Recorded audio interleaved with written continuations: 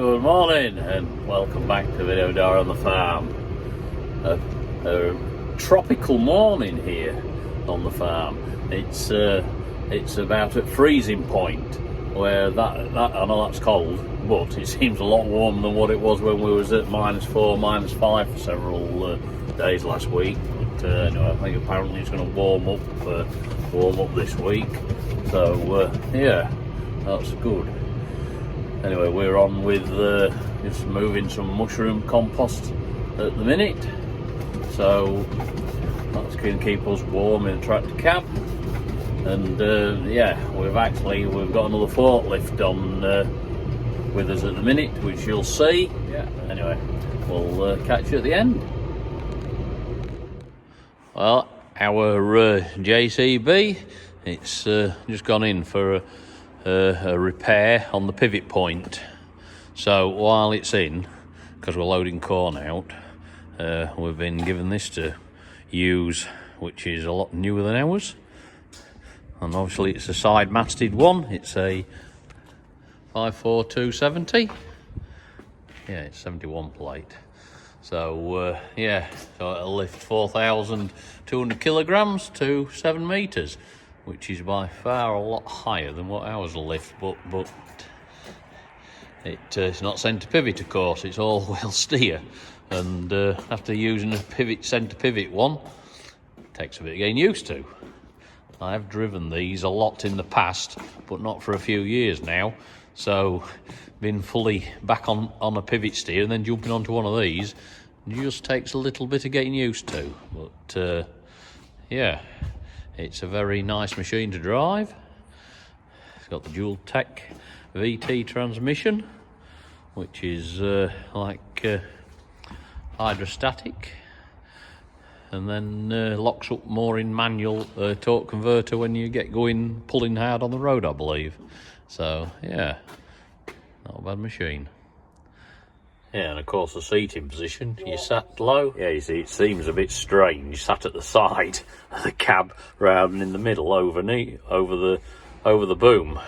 So your visibility isn't quite as good to your right hand side. But a lot better than the old ones used to be. But yeah, very nice, pleasant place to spend the day. Good hydraulic performance. Yeah, all good. Yeah, as I was saying when I was looking around it, it's got that VT dual tech transmission. Well, it operates like a IVT, a variable transmission. So at the minute, obviously we're in neutral, so the park brake's on. So anyway, I'll just show you. Turn the park brake off, and we'll put her into forward. We're in second, but if I just put my foot down real steady, we're just inching, just moving slowly. And this is it's in variable transmission at the minute. Ease off, come to a standstill, but I'm not using my brake to hold it back, just on my throttle, just like driving a Fendt really. It's no different. And then backwards, and then of course you have that. You can keep doing keep going up the gears. But it'll only go so fast. So yeah, it works quite well really. There we are. We're in first, we're second, third, and it's like that. Then as you get faster in road gears, it locks up the torque converter, so you don't get any slippage. Yeah. And, yeah, I like the transmission. It's good, better than ours.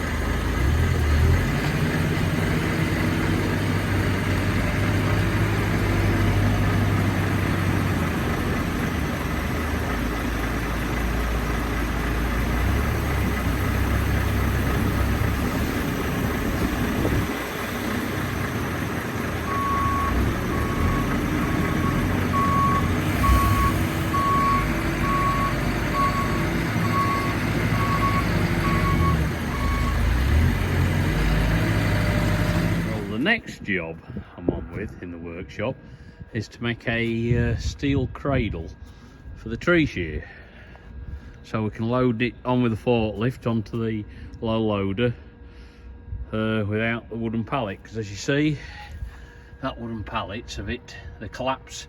There's some weight in that in certain spots, so it wants to be all steel really, and when you're dropping it off with the digger, that's when you sort of can break the pallets, which isn't ideal. So yeah, we're just on with designing one of them at the minute. I'll just show you where I've got to. Right, well basically I've got two sleeves where the forklift tines will go into, there and there. And this frame, what I'm utilising, it's off our new Vadestad drill. This is how it came, shipped from Sweden.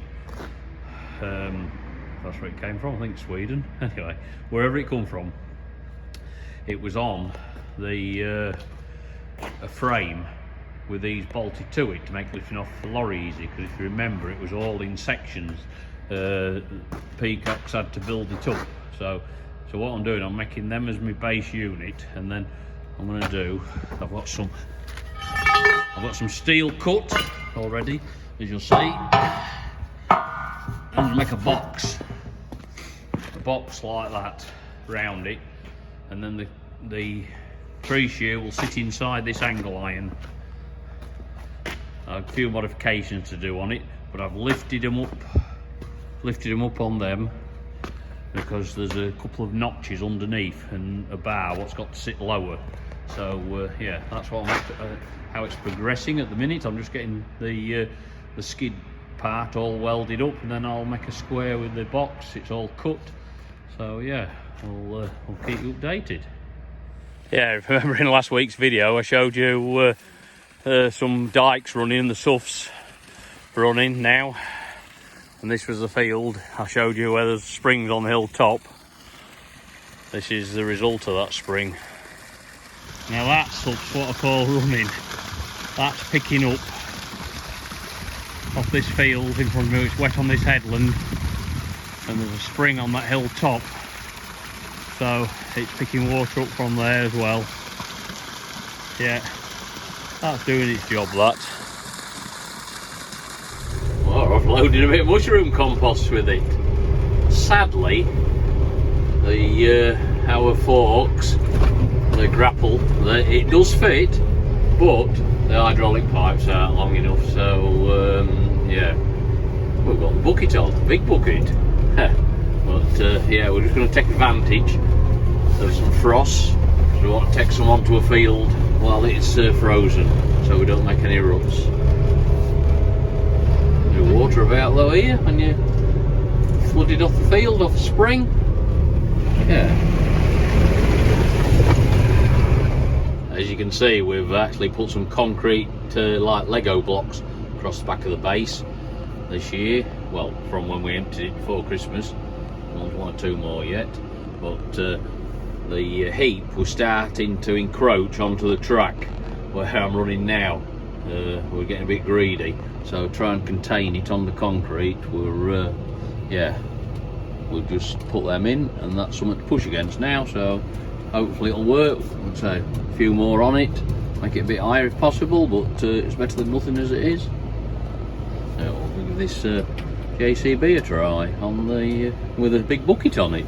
Yeah, I've got George helping me now as well. We're not many loads, only 2 load tipped here, but we're trying to keep it clean so we can bring some more. It's easier when there's only a bit to tip.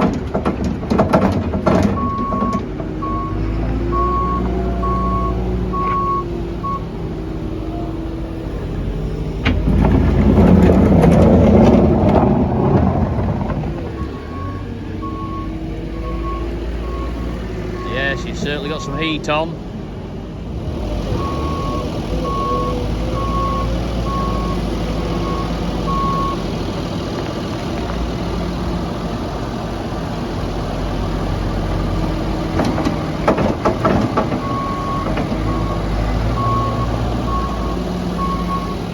Yeah, when it's wet or over Christmas, they have other places that take compost, so They've other options. Well, the mushrooms obviously growing 24/7, so there's always a change round to get the compost out, to get the fresh stuff in for another batch of mushrooms. So it's a continuous process all year round.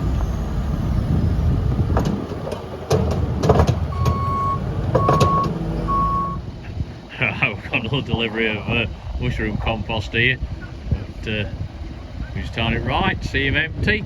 But yeah, Georgie's just having an HGV driving lesson at the minute. He's in charge. We've got reversing lights on, so we're ready to go. Yeah, we're moving.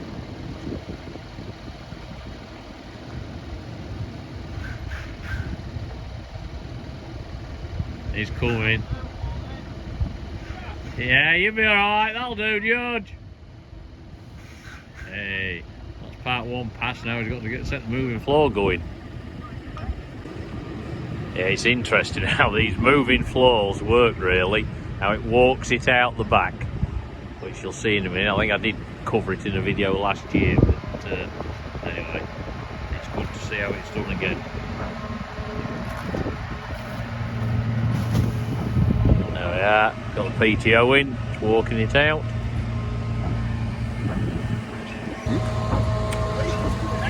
Oh yes, it's coming out. Alright, good stuff. Look at him now, There we are, we've got the top driver in there. He's got his hat on. Ivy's.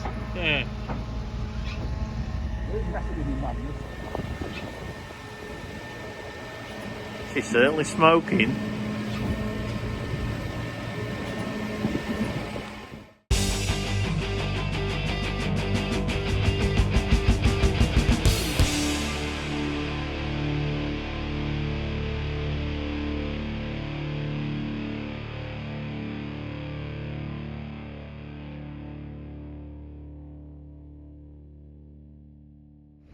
She's about empty now.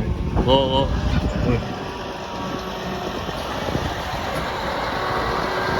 You see, it's your new vocation in life, isn't it, George? Well, HGV driver. A lot of learning, but you soon pick it up.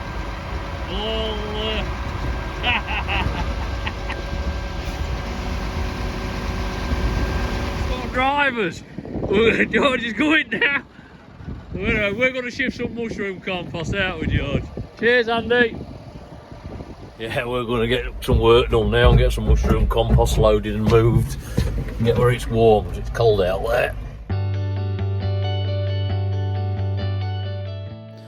We finished all the loading of the wheat and barley, so we thought we'd try the big bucket on the forklift. And wow, what a difference it makes loading trailers. It was really fast, and especially with this, as it's uncompacted compost.